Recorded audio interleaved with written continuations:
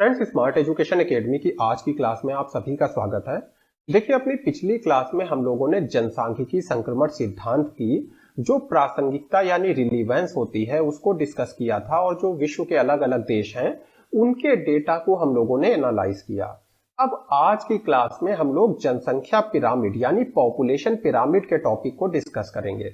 देखिए, population pyramid का जो टॉपिक है यहाँ से अक्सर क्वेश्चन आ जाते हैं और ये इम्पॉर्टेंट है क्योंकि जो पॉपुलेशन पिरामिड है वो किसी देश के भविष्य को बताता है। मान लीजिए एक देश का जो पॉपुलेशन पिरामिड है उसमें दिखाई पड़ रहा है कि वृद्ध लोगों की जनसंख्या बढ़ती जा रही है, तो वो ये बता रहा है, ये पिरामिड ये बता रहा है कि इस देश को अपने यहाँ पेंशन की सुविधा हो गई, स्वास्थ्य सुविधा हो गई, इन चीजों को काफी डेवलप करना पड़ेगा क्योंकि आने वाले समय में यहाँ पर वृद्धों की आबादी ज्यादा होने वाली है। तो इस तरह से पॉपुलेशन पिरामिड जो नीति निर्माण है उसके लिए बहुत ज्यादा उपयोगी है और इसीलिए इस टॉपिक से अक्सर क्वेश्चन आते रहते हैं। तो सबसे पहले हम लोग समझ लेते हैं कि जनसंख्या पिरामिड या पॉपुलेशन पिरामिड क्या होता है। एक छोटी सी सूचना पहले आपको दे देता हूं कि जो इंग्लिश मीडियम के लोग हैं उनको इंग्लिश पीडीएफ इसका मिल जाएगा और जो हिंदी मीडियम के हैं उनको हिंदी पीडीएफ इसका मिल जाएगा। सिंपली कमेंट बॉक्स में आपको जाना है, एक फॉर्म है उसको फिल कर दीजिए और उसमें आपका व्हाट्सएप नंबर ले लिया जाएगा, मेल आईडी ले ली जाएगी। इन दोनों माध्यमों पर आपको नोट्स सेंड कर दिए जाएंगे, हिंदी के भी और इंग्लिश के भी। तो किसी भी मीडियम का जो स्टूडेंट है उसको परेशान होने की जरूरत नहीं है। अब देखिए, यहाँ पर जो भी थ्योरी लिखी है इसको मैं आपको ये जो पॉपुलेशन पिरामिड है इसके माध्यम से समझा दूंगा। देखिए, ये जो पॉपुलेशन पिरामिड है विश्व का है 2023 का और ये विश्व की जनसंख्या में किस आयु वर्ग के कितने लोग हैं इसको दिखाता है। अच्छा, एक बात और आपको ध्यान रखना है कि ये जो ब्लू कलर के ब्लॉक हैं ये पुरुषों की संख्या को दिखाते हैं, जबकि जो ये पिंक कलर के ब्लॉक हैं ये महिलाओं की जनसंख्या को दिखाते हैं। अब मान लीजिए मैं आपसे एक क्वेश्चन करूं कि विश्व में 40 से 44 साल की उम्र के कितने परसेंट पुरुष हैं, तो आप क्या करेंगे, यहां पर देखेंगे लिखा है 40 से 44। तो 40 से 44 साल के कितने परसेंट मैंने कहा पुरुष हैं, तो पुरुष वाला ब्लॉक कौन सा है, ये वाला, तो यानी 3.3%। तो आप कह देंगे 3.3% पुरुष हैं 40 से 44 साल की उम्र के विश्व में। अब इसी तरह से किसी देश का भी हो सकता है पॉपुलेशन पिरामिड, किसी प्रदेश का भी हो सकता है, जैसे उत्तर प्रदेश का हो गया। अब इसी तरह से मैंने आपसे कहा कि विश्व में 70 से 74 साल की कितनी वृद्ध महिलाएं हैं।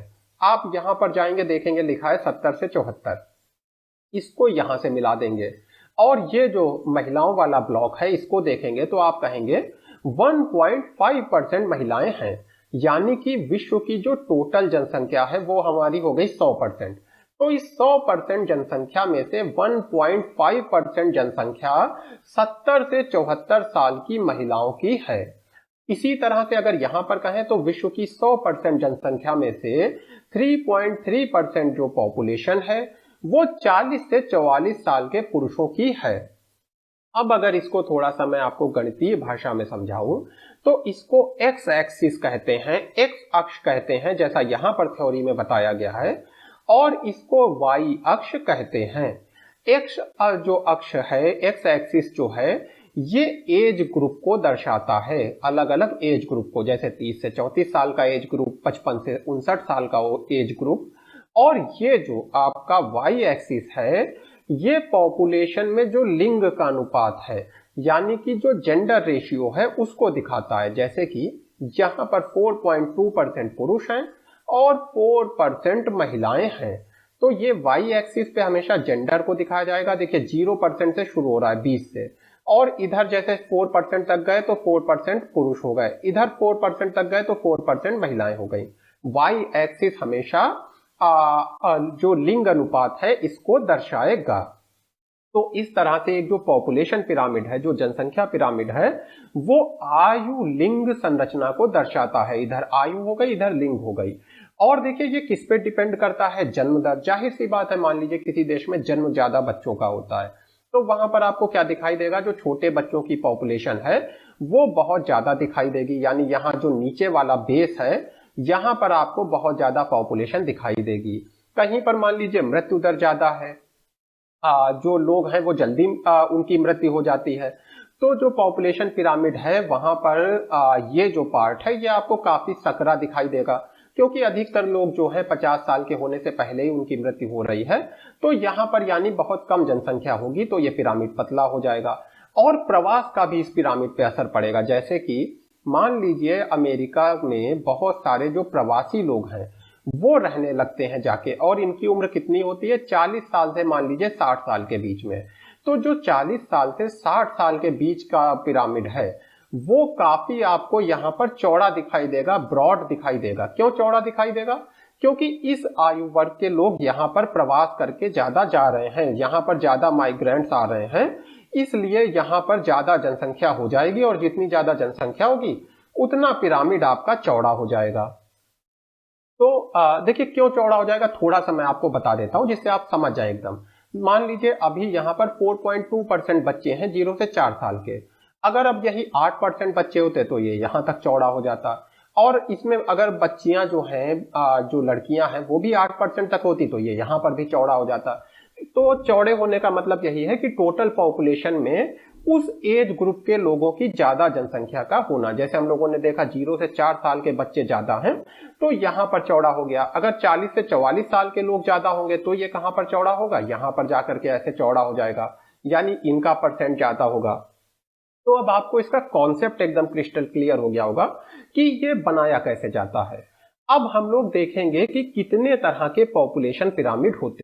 देखिए जो पहली तरह का पिरामिड है ये विस्तृत पिरामिड है, इंग्लिश में आप कहेंगे एक्सपेंडिंग। एक्सपेंडिंग का क्या मतलब है, जिसमें प्रसार हो रहा हो। तो देखिए ये जनसंख्या पिरामिड एक व्यापक आधार और उच्च आयु वर्ग की जनसंख्या के हिस्से में लगातार गिरावट के साथ, देखिए पहले दो शब्द समझ लेते हैं। व्यापक आधार मतलब क्या हो गया, ब्रॉड बेस, ब्रॉड यानी कि चौड़ा। तो यहां पर देखिए कितना चौड़ा है। अगर भी हम लोगों ने जो पीछे देखा था पिरामिड उसमें नीचे का बेस इतना चौड़ा नहीं था, जबकि यहां पर आप क्या देख रहे हैं कि नीचे का बेस काफी चौड़ा है। यानी कि अगर सिंपल भाषा में कहें तो इस एज ग्रुप के जो लोग हैं उनका पॉपुलेशन में प्रतिशत काफी ज्यादा है। तो पहली चीज देख ली कि एक व्यापक आधार होता है, इसके साथ ही उच्च आयु वर्ग की जनसंख्या में लगातार गिरावट। यहां पर देखिए 60 से 64 साल के लोग कितने हैं, 0.9% केवल पुरुष हैं और 0.9% केवल महिलाएं हैं। ये नाइजीरिया का पॉपुलेशन पिरामिड है।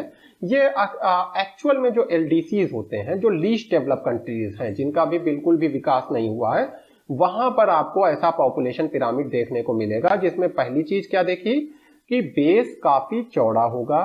ऊपर क्या देखेंगे आप कि उच्च आयु वर्ग की जो जनसंख्या है उसमें बहुत ज्यादा कमी आपको दिखाई देगी। क्यों कम दिखाई देगी, ऊपर क्यों नैरो होगा, देखिए अभी उतनी ज्यादा स्वास्थ्य सुविधाएं नहीं है तो लोगों की मृत्यु हो जाती है। लोग अभी यानी कि उतनी ज्यादा लाइफ एक्सपेक्टेंसी नहीं है, लोग कम समय तक जीवित रहते हैं। तो या तो यहाँ पर बहुत सारे बच्चों ने जन्म, लेकिन जो वृद्ध होने वाले लोग हैं, यानी ऐसे लोग जो वृद्धावस्था तक पहुंच पाए वो बहुत कम थे। अधिकतर की जो मृत्यु है वो शुरुआती समय में ही यहां पर ही हो गई, कोई 30 साल की अवस्था में, 35 साल की अवस्था में। इसीलिए यहां पर वृद्धों की जनसंख्या कम दिखाई देगी और नीचे का बेस चौड़ा दिखाई देगा, यानी बच्चों की जनसंख्या ज्यादा दिखाई देगी। और यह विस्तारक पिरामिड होता है या विस्तृत होता है, यानी एक्सपेंडिंग होता है। देखिए लगातार एक्सपेंड कर रहा है, यहां पर यह फैल रहा है इस तरह से नीचे की ओर। यह पिरामिड उच्च प्रजनन क्षमता, पहली चीज क्या दिखा रहा है कि प्रजनन क्षमता बहुत ज्यादा होगा, एकदम क्रिस्टल क्लियर होगा आपको।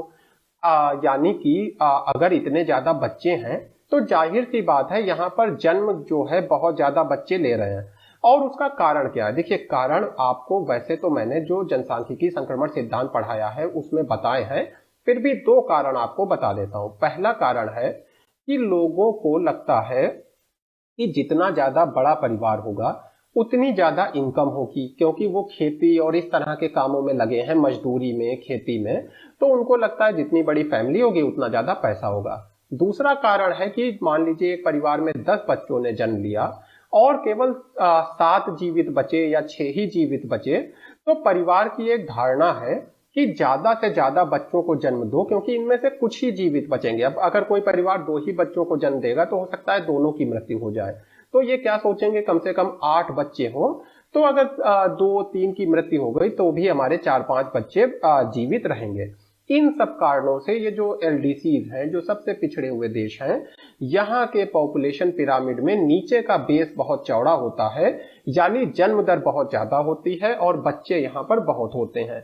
इसके साथ ही मृत्यु दर भी बहुत ज्यादा है, स्वास्थ्य सुविधाएं नहीं है, पोषण पर्याप्त नहीं है, लोगों में अवेयरनेस नहीं है।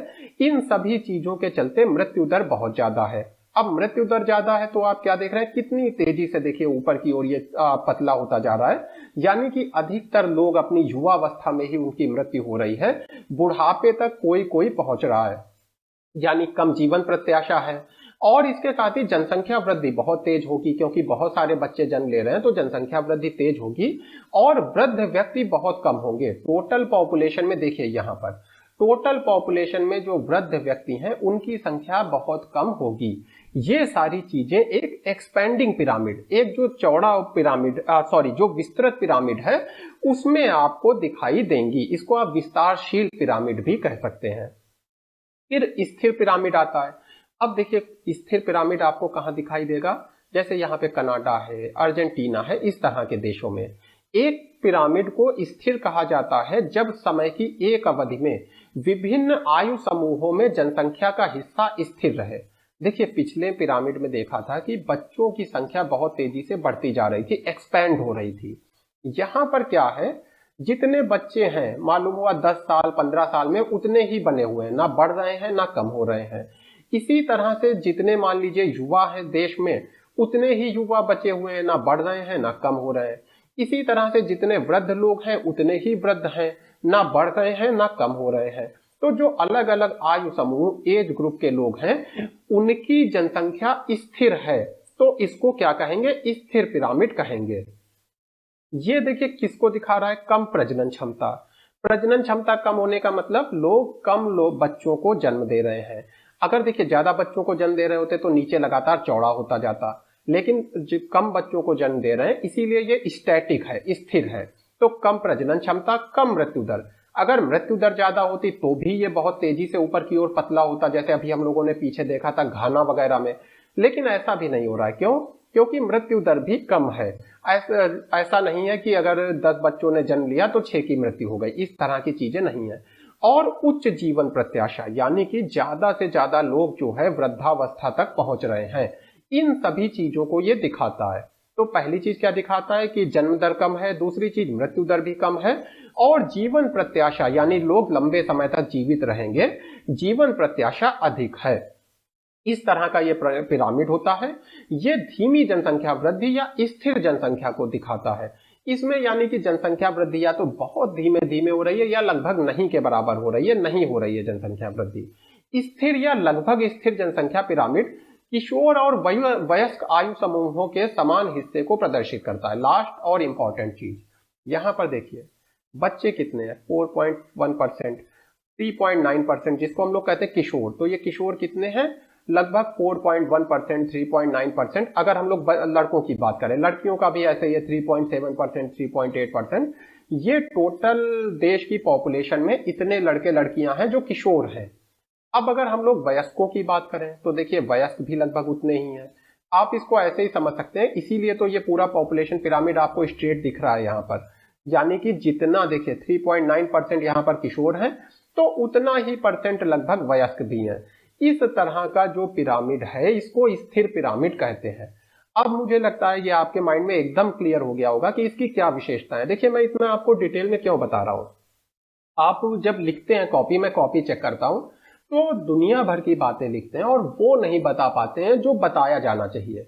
यहां पर मैंने आपके लिए सिर्फ वो चीजें रखी हैं जो सबसे ज्यादा इंपॉर्टेंट हैं इस पिरामिड की विशेषता को समझाने में। अगर आप 4-5 पॉइंट में केवल इन चीजों को लिख दें, और कैसे लिखेंगे साथ में बताते हुए कि जैसा कि चित्र में दिखाई दे रहा है कि अर्जेंटीना का मान लीजिए आपने एक चित्र याद कर लिया, आपने बताया जैसा कि चित्र में दिखाई दे रहा है कि अर्जेंटीना में जितने 25 से 29 साल के आयु वर्ग के लोग हैं उतने ही 15 से 19 वर्ष के आयु वर्ग के लोग हैं, दोनों की संख्या लगभग समान है। इसलिए ये एक स्थिर पिरामिड का उदाहरण है। जैसे ही आप ऐसा लिखते हैं आपके अंक बढ़ जाते हैं। अब आते हैं संकुचित पिरामिड। संकीर्ण आधार वाले पिरामिड को संकुचित पिरामिड कहा जाता है।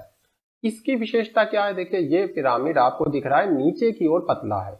हम लोगों ने देखा था जो लीस्ट डेवलप कंट्रीज का पिरामिड था, एलडीसीज का पिरामिड था, वो नीचे देखिए कितना चौड़ा था, 8% तक आता था। ये केवल 2% तक आ रहा है। यानी क्या दिखाई दे रहा है कि जन्म दर बहुत कम है। अगर जन्म दर ज्यादा होती तो ये नीचे चौड़ा होता। तो जाहिर सी बात है जन्म दर बहुत कम है, मृत्यु दर भी कम है। अगर देखिए मृत्यु दर यहाँ पर कम ना होती तो ऊपर ये इतना चौड़ा नहीं दिखाई दे रहा होता। अगर मृत्यु दर यहाँ पर ज्यादा होती तो ये ऊपर को बहुत पतला इस तरह से दिखाई देता। लेकिन जाहिर सी बात है यहाँ पर मृत्यु दर भी कम है, जन्म दर भी कम है, जीवन प्रत्याशा बहुत ज्यादा है, लोग जब लंबे समय तक जीवित रहते हैं, और जनसंख्या की उम्र बढ़ने का प्रतिनिधित्व करता है। लास्ट और इंपॉर्टेंट बात, ये पिरामिड आपको जहां पे दिखे सतर्क हो जाइए कि ये एक ऐसा देश है जहां पर तेजी से वृद्ध आबादी बढ़ रही है और युवा आबादी बहुत कम है।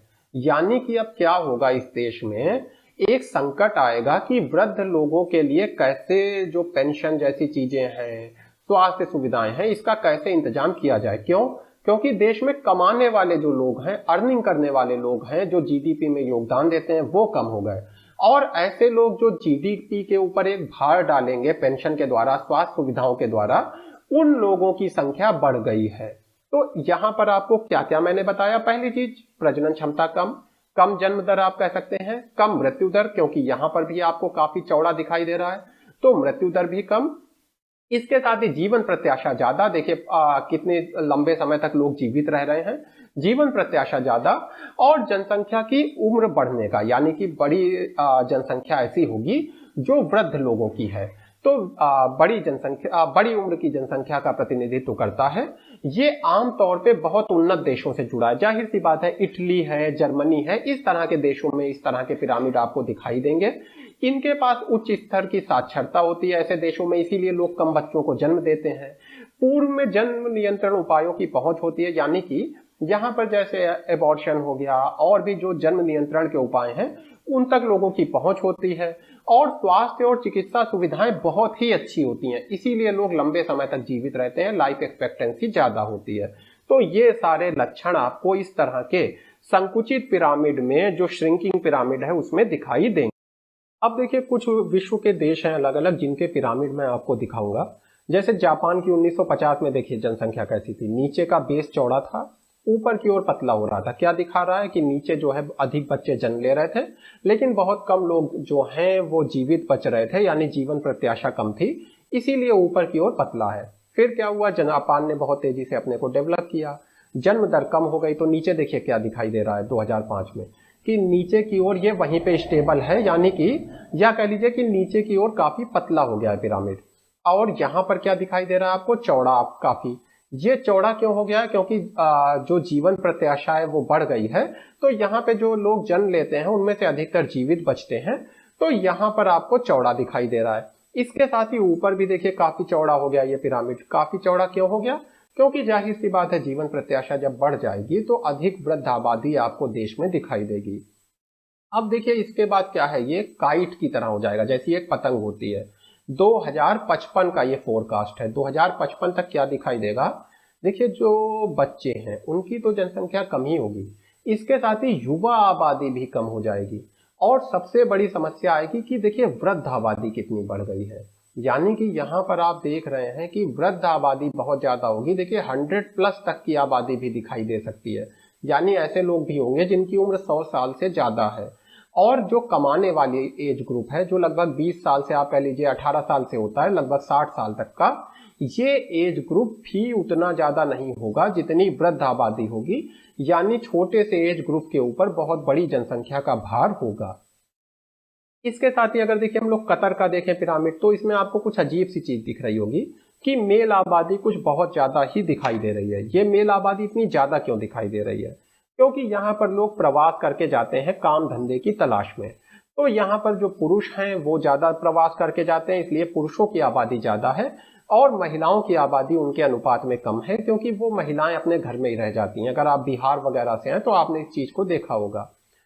नीचे अगर आप देखें तो पुरुष और महिलाओं की आबादी बराबर है, क्योंकि बच्चे प्रवास करके नहीं जा रहे हैं, बड़े प्रवास करके जा रहे हैं। तो यहाँ पर जो बच्चे जन्म ले रहे हैं वो लगभग जितने मेल चाइल्ड है उतने ही फीमेल चाइल्ड है। ये देख, अगर आप देखें एक डायमंड शेप का दिखाई दे रहा है पिरामिड, ये एक्चुअल में दिखाता है अमेरिका में प्रवासियों की संख्या को। यानी भारत देश से अमेरिका में जो प्रवासी जाते हैं उसको ये पिरामिड दर्शा रहा है। तो यहाँ पर आप क्या देख रहे हैं, लगभग 40 से 44 साल की उम्र से लेकर और लगभग आप कह लीजिए कि जो 25-26 साल की एज ग्रुप है, इस एज ग्रुप के लोग बहुत ज्यादा दिखाई दे रहे हैं। ऐसा क्यों दिखाई दे रहा है, देखिए बच्चे प्रवास करके बहुत कम जाएंगे, इसके यानी कि बहुत कम ऐसे लोग होंगे जो बच्चों को अपने साथ वहां पर ले जाएंगे। अधिकतर किस एज ग्रुप के लोग जाते हैं, जो युवा आबादी है।